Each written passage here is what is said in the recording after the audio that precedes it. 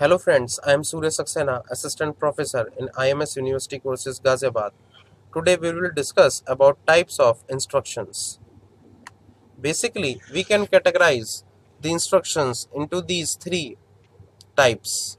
First is immediate instruction, direct addressing, direct address instruction and indirect address instruction. Sometimes we also call them as direct addressing or indirect addressing. So, what is the immediate instruction? If the second part of an instruction code specifies an operand, not the address, is said to have an immediate operand. What I means to tell you is this.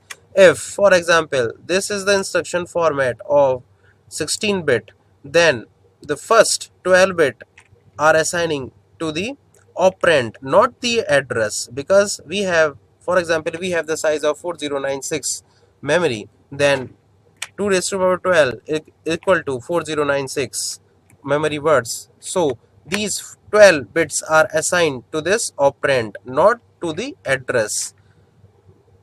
But in direct address instructions, what we have in this second part of instruction format or instruction code, in address instructions, we have the address of the operand in which the certain operation is going to be performed. But comparatively to the our previous immediate instructions, here the address is absent. Here we found the operand itself. So when we found operand immediately in the instruction code, it's said to be having the immediate type of instruction or is said to be immediate instruction codes. So in direct address instructions, the second part of the instruction code specifies the address of the operand at which the operand is to be present, on which certain operation is to be going to performed. Here in direct addressing and indirect addressing, there is a specific one bit is allocated, that is represented by I over here. This is represented by I over here. Okay. So one bit is used to distinguish between direct and indirect addresses. For example, in this snapshot or in this example of direct address instruction, we should write 0 instead of 1, because in direct and indirect instruction or direct and indirect addressing, I has the value of 0 when it represents the direct addressing, and it represents 1 when it represents the indirect addressing. Okay.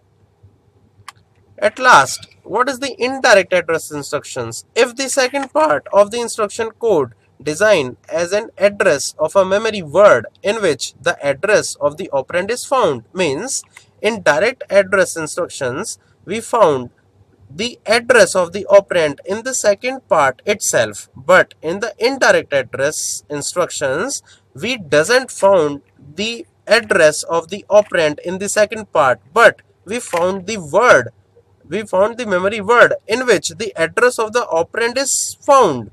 Then this type of instruction is said to be indirect address instruction, because we have to travel from this address to another address, and then after from this another address at this particular another address field we found our operand. Okay. So we have to travel more than in indirect address instructions comparatively to the direct address instruction. So indirect address instructions doesn't found address of the operand directly, but they found indirectly. So these are called as the indirect address instructions. We will discuss these type of instruction in detail in our following lectures also. Okay.